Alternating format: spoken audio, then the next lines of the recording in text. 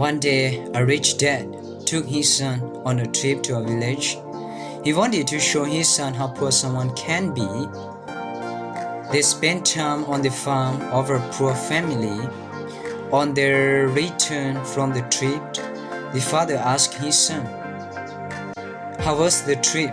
"It was great, Dad." "Did you see how poor people lives?"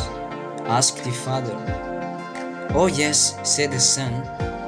"So tell me, what did you learn from the trip?" the father asked. The son answered, "We have one dog. They have four. We have a pool. They have rivers.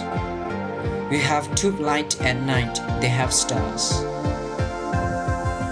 We buy foods. They grow theirs. We have walls to protect us. They have friends. We have TV.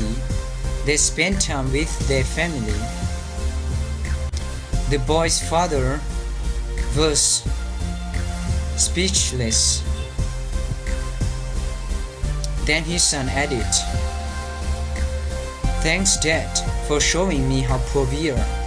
The moral of this story is not about money makes us rich.